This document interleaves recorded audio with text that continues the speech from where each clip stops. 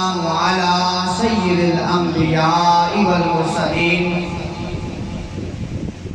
أما بعد فأعوذ بالله من الشيطان الرجيم بسم الله الرحمن الرحيم وقضى ربك ألا تعبدوا إلا إياه وبالوالدين إحسانا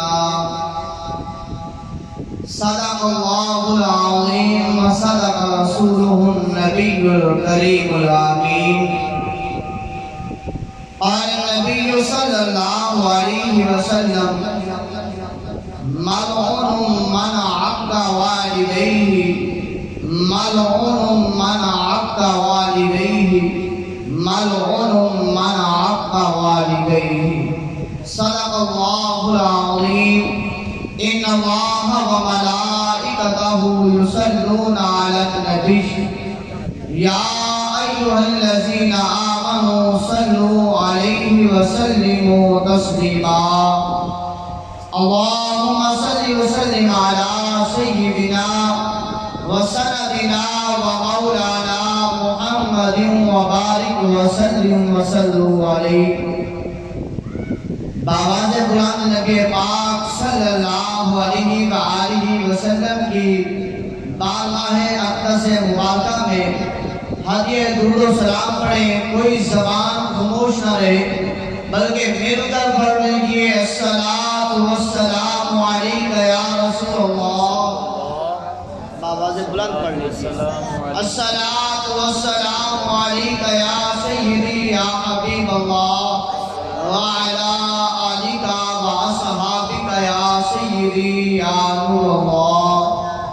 تھی جس کے مقدر میں گدائی پھر گرگی تھی جس کے مقدر میں گدائی پھر گرگی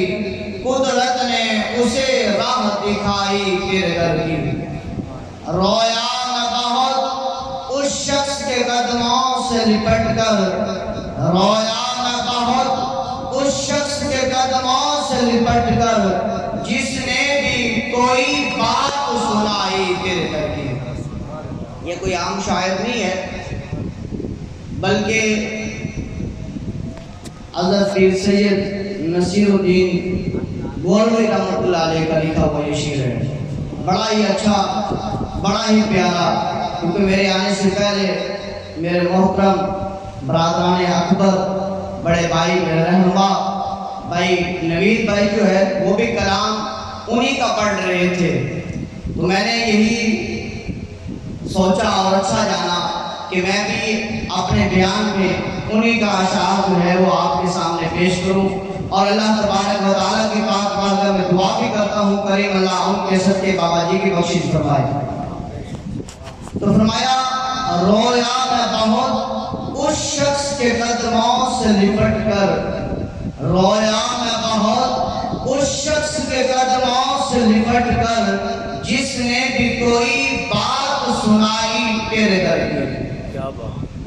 جس نے بھی کوئی بات سنائی پھر گرگی آیا ہے نصیر آج تمنا یہی لے کر آیا ہے نصیر آج تمنا یہی لے کر کہ پلکوں سے کیے جائے صفائی پھر گرگی۔ تو ایسی جگہ اور ایسی عظیم جگہ جس کی صفائی جو ہے عام جھاڑو سے نہیں بلکہ عشق اور محبت، ایمان اور عقیدت اور یقین یہی کہتا ہے کہ یہ وہ جگہ ہے جس جگہ کے پر آنے کے لیے فرشتے اللہ کی بارگاہ میں التجا کرتے رہتے ہیں، مولا مولا ہمیں یہ سعادت نصیب فرما،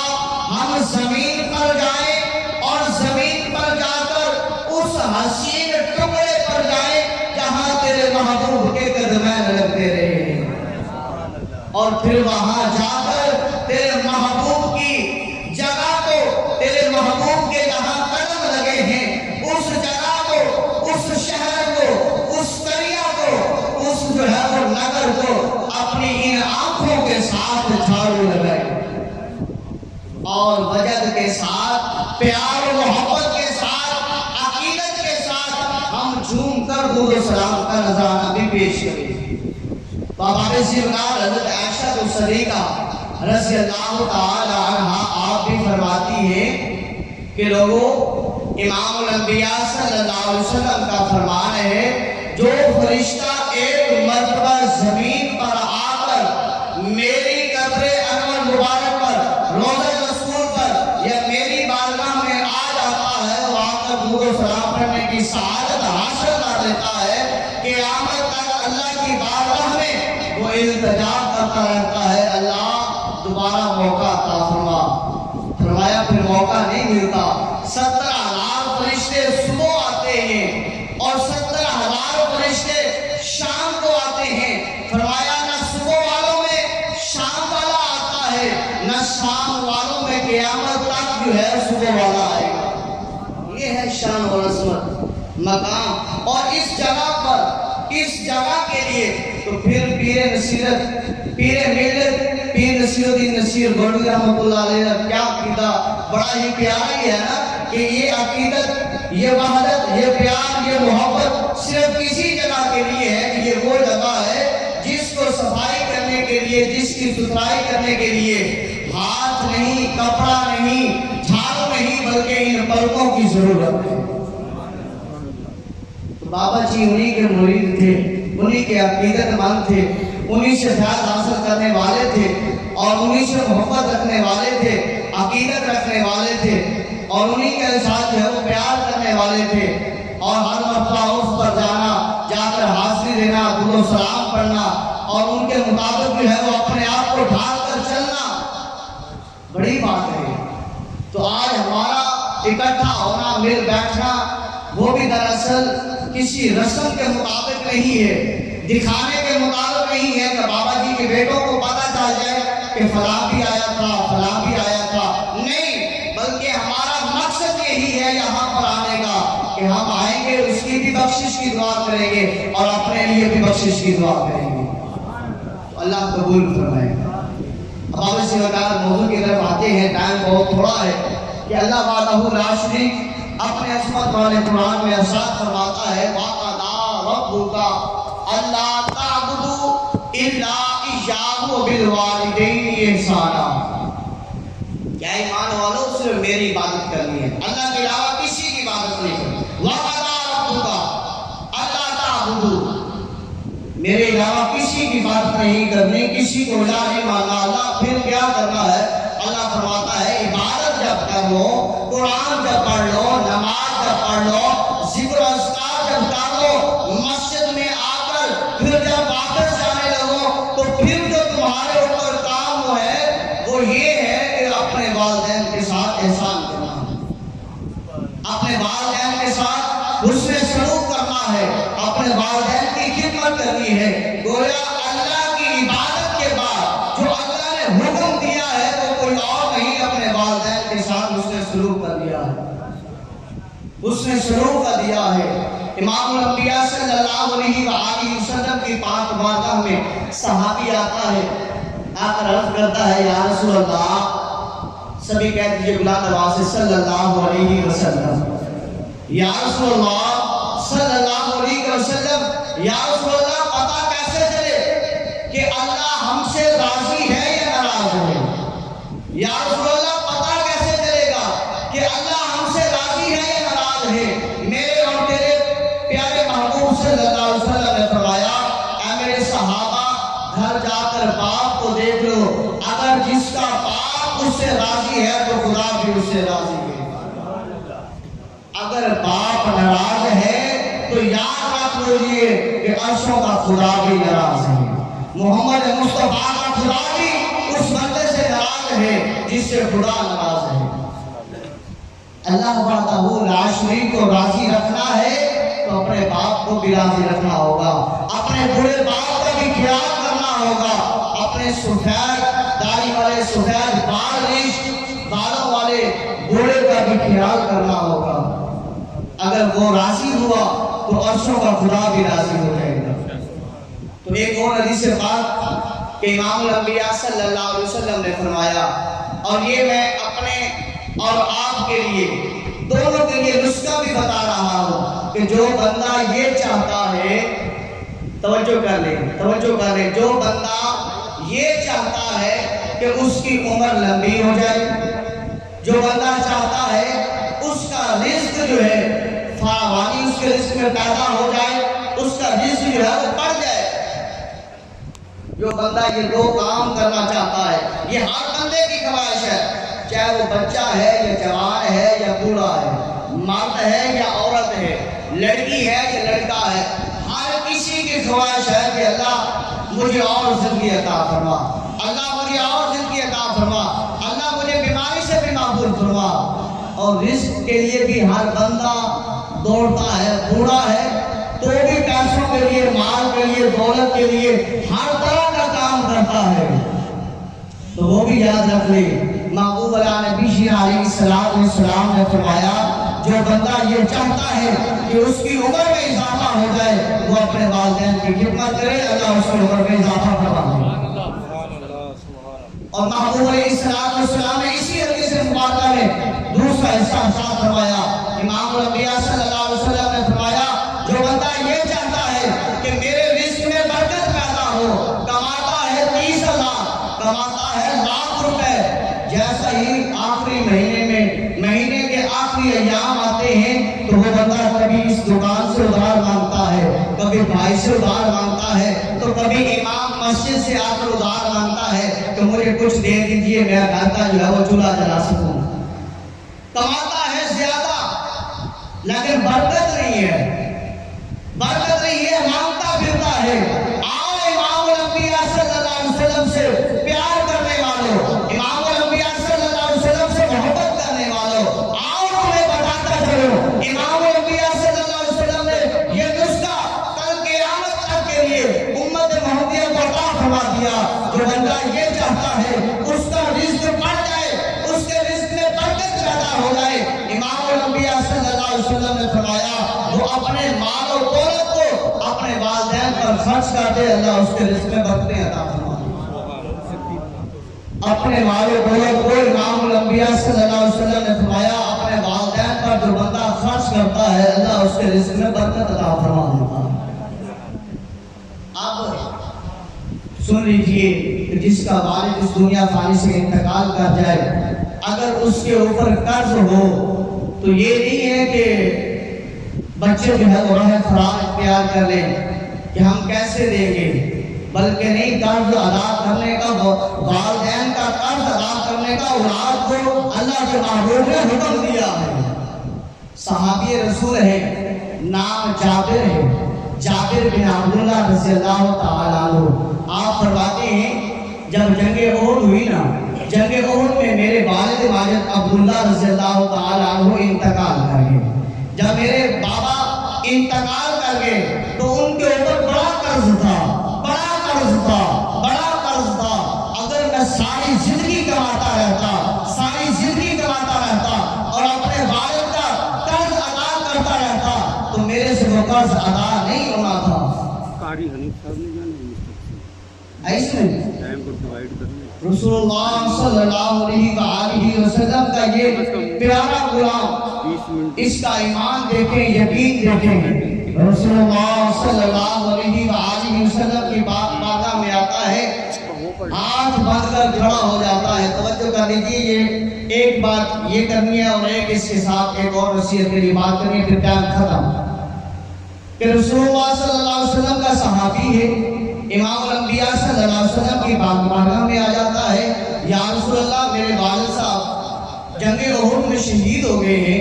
یا رسول اللہ ان کے اوپر بڑا قرض تھا، یا رسول اللہ میں چاہتا ہوں اس کا قرض آپ ادا کر لیں۔ سبحان اللہ کہہ دیجیے، عقیدت میں دیکھیں، عقیدت و پیار دیکھیں۔ امام الانبیاء صلی اللہ علیہ وسلم کی بارگاہ میں جا کر ہاتھ باندھ کر عرض کرتا ہے، یا رسول اللہ صلی اللہ علیہ وسلم میرا بابا جو جنگ احد میں شہید ہو گیا ہے، بڑا قرض ہے، ساری زندگی میں کما کر ادا کرتا ہوں تو نہیں ادا کر سکتا، یا رسول اللہ یہ ادا کرنے کے لیے آپ سے مدد مانگنے آیا ہوں۔ شرک تو نہیں ہوا نا، شرک تو نہیں ہوا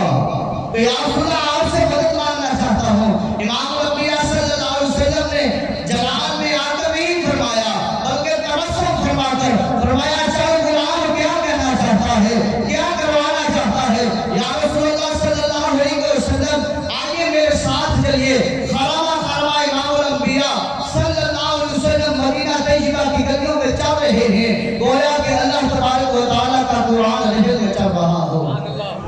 اللہ تبارک و تعالیٰ بھی فرما رہا ہے لا اقسم بہذا البلد وانت حل بہذا البلد ووالد وما ولد۔ امام الانبیاء صلی اللہ علیہ وسلم اپنے صحابی کے ساتھ چلتے چلتے اس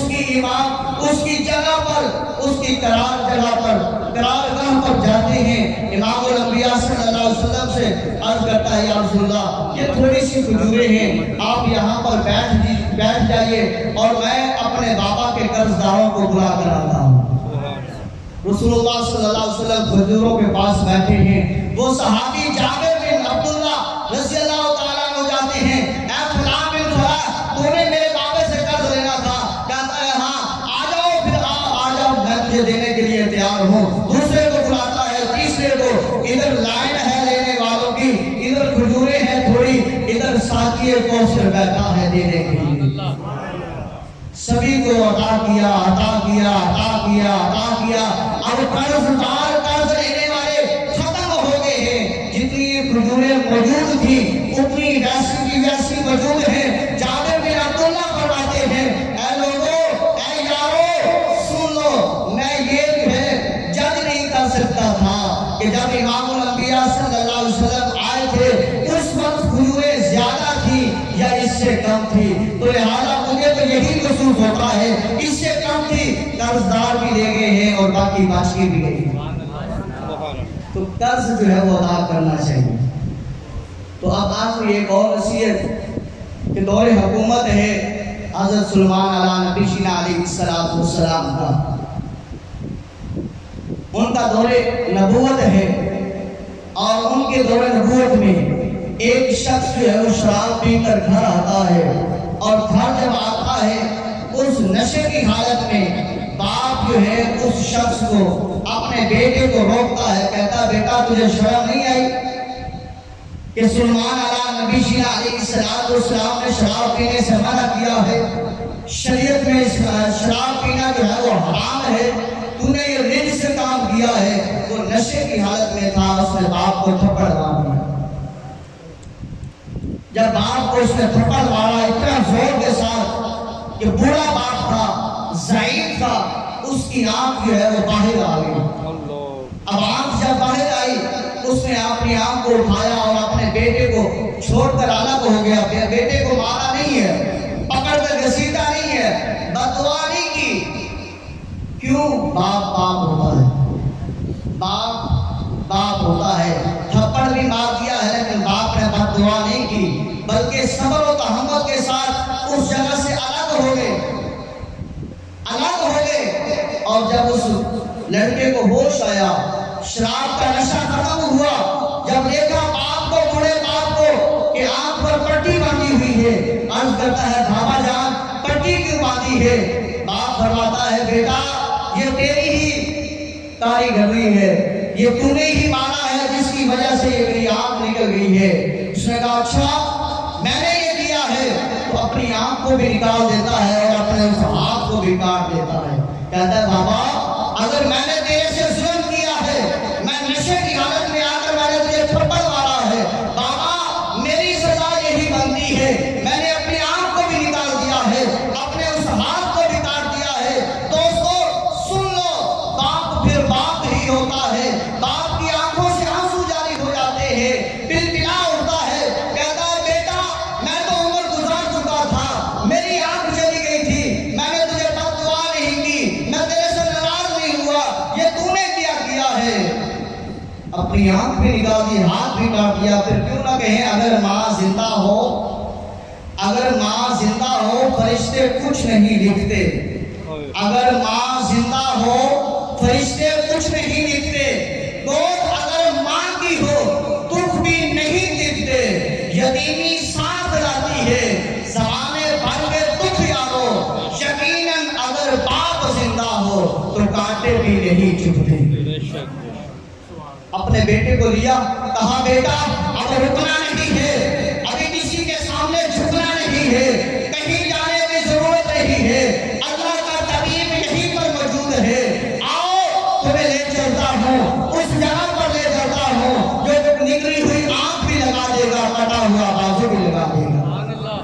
باپ بیٹا دونوں چلتے ہیں، حضرت سلیمان علیہ نبی شیر علیہ السلام کی پاک بارگاہ میں باپ کہتا ہے یا نبی اللہ یا نبی اللہ یا نبی اللہ، یہ میرا بیٹا ہے، نادان ہے، غلطی کر بیٹھا ہے، غلطی میں آ کر اس نے مجھے تھپڑ مارا، میری آنکھ کا مسئلہ بن گیا۔ یا بارک تعالیٰ کہ محبوب نبی سن لیجئے، جب اسے پتہ چلا، جب اسے ہوش آیا، اس نے اپنا ہاتھ بھی کاٹ دیا ہے، اس نے اپنی آنکھ کو ضائع کر دیا ہے۔ ہم تیرے پاس آگے ہیں کہ تو بھی اسے معاف کر اور اللہ کی بارگاہ میں وسیلہ پیش کر کے بھی اسے معاف کر دے۔ تو حضرت سلیمان علیہ نبی علیہ السلام کو دونوں باپ بیٹوں کی یہ ادا اتنی پسند آتی ہے، اتنی پسند آتی ہے، اتنی پسند آتی ہے، آپ اللہ کی بارگاہ میں اپنی جھولی کو پھیلا دیتے ہیں اور عرض کرتے ہیں باری تعالیٰ یہ دونوں باپ بیٹا میرے پاس آئے ہیں، باری تعالیٰ فیصلہ کروانے آئے ہیں، عدل لینے آئے ہیں، اللہ میں تیری بارگاہ میں انتظار کرتا ہوں، اس کے باپ کو نصیحت عطا فرما، اس کے بیٹے کو نصیحت عطا فرما۔ اللہ نے فرمایا اے میرے نبی، اب اس آنکھ کو آنکھ کے ساتھ لگانا تیرا کام ہے، اوپر ہاتھ پھیرنا تیرا کام ہے، اس کے بازو کو بازو کے ساتھ لگا کر ہاتھ پھیرنا تیرا کام ہے، اور اس کا بازو بھی ٹھیک کرنا، اس کے باپ کی آنکھ بھی ٹھیک کرنا، اس بچے کا ڈیلا جو نکلا ہوا ہے اس کو بھی اپنی جگہ پر لگا کر ہاتھ پھیرنا تیرا کام ہے، شفا دینے والا کا رب العالمین اللہ تبارک و تعالیٰ نے شفا عطا فرمائی۔ گویا کہ پتہ یہ چلتا ہے کہ اگر جو بندہ والدین سے ناراض ہے اس سے اللہ ناراض ہے، اور جو بندہ اپنے والدین کو راضی رکھتا ہے اس سے خدا تعالیٰ بھی راضی ہے۔ اللہ کی پاک بارگاہ میں دعا کرتے ہیں کریم اللہ ہمیں اپنے والدین کے ساتھ اس سے سلوک کرنے والا بنائے۔